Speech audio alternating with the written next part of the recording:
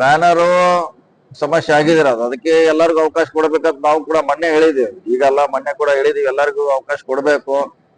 ಯಾಕಂದ್ರೆ ಇದು ರಾಜಕೀಯ ಟೂರ್ಸ್ ಏನಲ್ಲ ಇದು ಜಾತ್ರೆ. ಇದು ಜಾತ್ರೆಯಲ್ಲಿ ಎಲ್ಲಾ ಪಕ್ಷದವರು ಎಲ್ಲರೂ ಭಾಗವಹಿಸ್ತಾರೆ.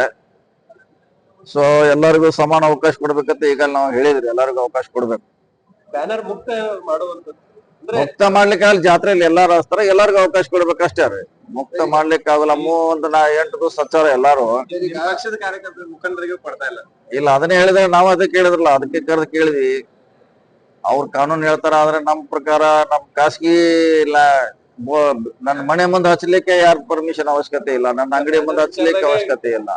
ಪ್ರತಿಭಟನೆ ಮಾಡುವಂತ ಹಂತಕ್ಕೂ ಹೋಗ್ಬಿಡಿ.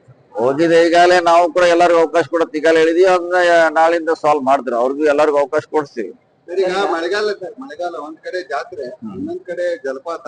ಈ ಜಾತ್ರೆಗೆ ಬರುವಂತ ಜನ ಬಹಳಷ್ಟು ದೊಡ್ಡ ಸಂಖ್ಯೆಯಲ್ಲಿ ಜಲಪಾತ ಅಲ್ಲಿ ಹೋಗ್ತಾರ. ಭದ್ರತೆ ದೃಷ್ಟಿಯಿಂದ ಇಲ್ಲ ಅಲ್ಲಂತೆ ಪ್ರತಿ ಸಾರಿ ಮಾಡ್ತಾರ.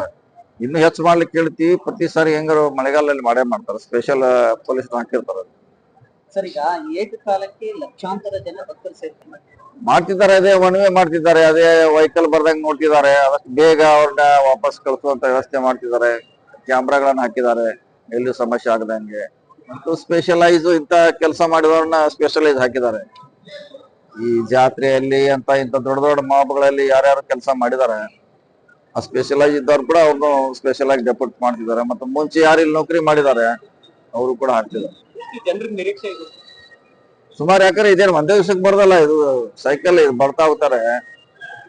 ಸೊ 10 ದಿವಸದಲ್ಲಿ ಸುಮಾರು 10 ಲಕ್ಷ ಮೇಲೆ ಬರ್ಬೋದಂತ ಅಂದಾಜು ಕನಿಷ್ಠ.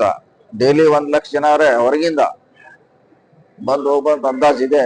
ಸೊ ಅಷ್ಟಕ್ಕೆಲ್ಲ ತಯಾರಿ ಮಾಡಿದ್ದಾರೆ. ಜಾತ್ರೆಗೆ ಬರುವಂತವ್ರಿಗೆ ಜಾತ್ರೆ ಬರೋರು ಅದೇ ಹೇಳಿದ್ರ DC ಅವರದು ಭಕ್ತಿ ಭಾವದಿಂದ ಬರಬೇಕು, ಯಾವುದೇ ಡಿಸ್ಟರ್ಬೆನ್ಸ್ ಆಗಬಾರ್ದು.